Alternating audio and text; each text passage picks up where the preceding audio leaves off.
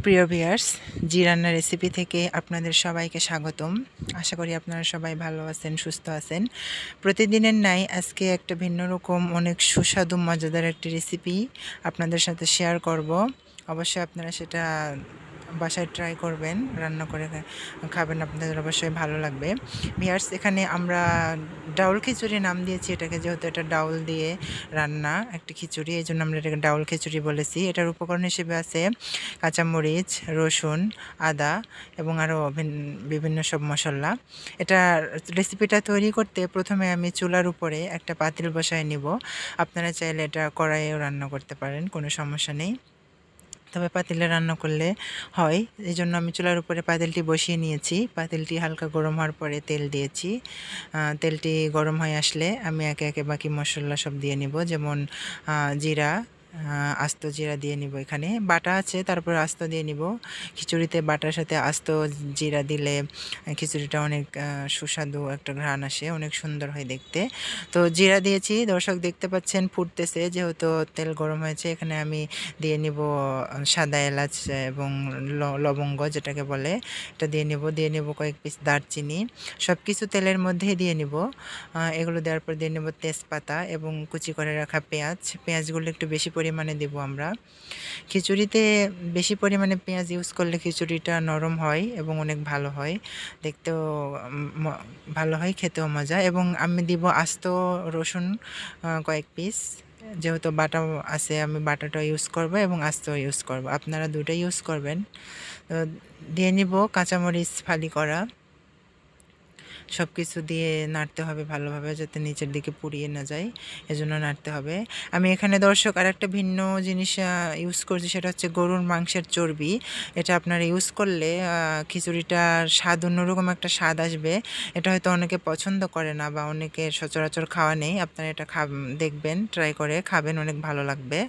আমি দিয়ে বাকি মশলাগুলো, যেমন আদা বাটা, জিরা বাটা, রসুন বাটা, বাটা, বাকি সব বাটা। এখানে আমি নিয়েছি শুকনা মরিচ বাটা নিয়েছি খিচুড়িটা কালারটা সুন্দর আসার জন্য। আমি এখানে অন্য কোনো খাবারের যে কালার আছে সেটা আমি ইউজ করিনি, বাকি সব মশলাতেই কালার চলে আসবে। দর্শক আপনারা দেখতে থাকবেন, অনেক সুন্দর মজাদার একটি রেসিপি।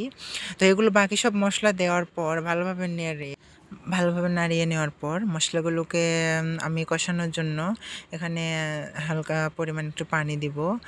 পানি দেওয়ার পর একটু ভালোভাবে কষিয়ে নেওয়ার পর আর দুইটা জিনিস বাদ পড়ছে, সেটা হচ্ছে যে হলুদ এবং লবণ। এটা এখন আমরা ইউজ করিনি, এটা আমরা পরে দিব। এখানে আমি দিয়ে নিচ্ছি 2 টেবিল চামচ পরিমাণ হলুদ। এটা বেশি দিলে কালারটা অনেক একেবারে হলদে কালার হয়ে যাবে, এই জন্য যেহেতু খিচুড়ির কালারটা আমি এখানে লাল করব, লাল কালারটা দেখতে আমার খুব সুন্দর লাগে, এই জন্য আমি এখানে শুকনা মরিচের সাথে শুকনা যে বাটা মরিচটা দিয়েছি তার সাথে আমি কালারটা আরেকটু গাঢ় করার জন্য আমি 2 টেবিল চামচ পরিমাণ গুঁড়া মরিচ দিয়ে নিয়েছি। এবং এখানে স্বাদমতো লবণ, আপনারা যে পরিমাণে লবণ খান সেই সব পরিমাণে লবণ আপনারা ইউজ করবেন। আমি এখানে দিয়ে নিয়েছি 3 টেবিল চামচ পরিমাণ লবণ। এবং আরেকটু মশলা যেটা হচ্ছে, এটা আমি ইউজ করেছি যে আমরা যে মাংসের মশলা বা মাছের মশলা, এটাও কিন্তু এখানে ইউজ করা যায়। অনেকে হয়তো ভাবে যে মাছের মশলা শুধু মাছেই বা মাংসের মশলা শুধু মাংসে ইউজ করা যায় না। দর্শক, এখানে আপনারা যদি এই খিচুড়িতে আপনারা মাংসের মশলা ইউজ করেন, অনেক সুন্দর একটা ঘ্রাণ আসবে। এবং আমি সেই ডাউল এবং চাল আর আলু 3টা একত্রে ধুয়ে রেখেছিলাম আলাদা বলে, সেগুলো আমি এখানে দিয়ে নিব চালের মধ্যে। আমি আপাতত এখন পানি ইউজ করব না, সবগুলোকে ভালোভাবে মিশিয়ে নিব সব উপকরণের সাথে। আপনি এটাকে যত সুন্দরভাবে মিশিয়ে নেবেন, আপনার রেসিপিটা তত সুন্দর হবে, খেতে দেখতেও সুন্দর হবে। এই জন্য ভালোভাবে নাড়িয়ে সবগুলোকে একত্রে মিশিয়ে নিতে হবে এবং এটাকে ফোটানোর জন্য পানি দিতে হবে পরিমাণ মতো।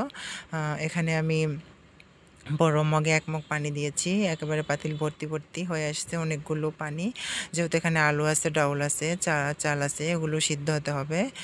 সিদ্ধ না হলে তো খেতে ভালো লাগবে না। দেখেন দর্শক, অনেক সুন্দর একটা কালার, মনে হচ্ছে যেন মাংসের তরকারি রান্না করা হয়েছে, অনেক সুন্দর একটা কালার। আমার মনে হয় যে দেখার পর আপনাদের জিভেতে অবশ্যই পানি চলে আসবে, আপনাদের খাওয়ার ইচ্ছা হবে। হ্যাঁ দর্শক, আপনাদের খাওয়ার ইচ্ছাকে জাগানোর জন্যই আমরা এত কষ্ট করে রেসিপিগুলো আপনাদের সাথে শেয়ার শেয়ার করি।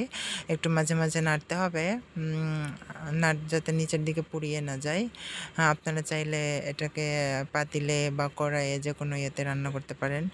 সিদ্ধ করার জন্য এটাকে ঢেকে দিতে হবে ঢাকনা দিয়ে। দর্শক, হালকা হালকা ফুটতেছে, একটু নাড়তে হবে, তবে বেশি নাড়া যাবে না, বেশি নাড়লে একবারে যা হয়ে যাবে, নরম হয়ে যাবে। আমার কাছে তো নরম খিচুড়ি ভালো লাগে না, অনেকে আছে বৃদ্ধ বা অনেকে আছে নরম খিচুড়ি খেতে ভালোবাসে, যে যেরকম খাবেন আইটেম সে সেরকমভাবে রান্না করবেন। দর্শক, একেবারে শেষের দিকে আমাদের ডাউল খিচুড়ি প্রায় হয়ে আসছে, আর হালকা একটু মানে একটু নরম নরম আছে, এটাকে আর একটু শক্ত করার জন্য চুলার আঁচটা একটু কমিয়ে দিতে হবে। বেশি এখন শেষের দিকে বেশি আঁচ দিলে পুড়িয়ে যেতে পারে নিচের দিকে, এই জন্য একটু আঁচটা কমায় দিয়ে এটাকে ঢেকে রাখতে হবে কিছুক্ষণের জন্য। দর্শক দেখেন, অনেক সুন্দর একটা রেসিপি হয়ে গেছে, চুলা থেকে নামিয়ে নিয়েছি। এখন পরিবেশন করার জন্য বা আপনাদের দেখার সুবিধার্থে এটাকে আমরা একটা প্লেটে তুলে নিব। দেখেন দর্শক, অনেক সুন্দর একটা রেসিপি, যেমন আমরা ছোটোবেলায় বিয়ে বিয়ে বা অনেক অনুষ্ঠানে খাইতাম, অনেক সুন্দর একটা কালার, বা এক কথায় বলতে পারেন যে হোটেলে যেরকম খিচুড়ি রান্না করে তার থেকে কিন্তু অনেক সুন্দর একটা ভিন্ন স্বাদ হবে এটা। এটা আমরা বাড়ির মশলাগুলো ইউজ করেছি, কোনো রকম কেমিক্যাল বা কোনো রকম কোনো মশলা আমরা ইউজ করিনি। দর্শক দেখেন, অনেক সুন্দর। আমরা এখানে এটাকে আপনারা ডিম ভাজি দিয়ে খেতে পারেন, আবার আপনারা বেগুন ভাজি, যে কোনো ধরনের ভাজি বা ভর্তা দিয়েও খেতে পারবেন, তবে ডিম ভাজিটাই বেটার হবে। অনেক সুন্দর একটা রেসিপি। দর্শক, অবশ্যই এরকম নতুন নতুন রেসিপি পেতে আপনারা আমাদের চ্যানেলের সঙ্গে থাকবেন। চ্যানেলটিকে নতুন হয়ে থাকলে আপনারা সাবস্ক্রাইব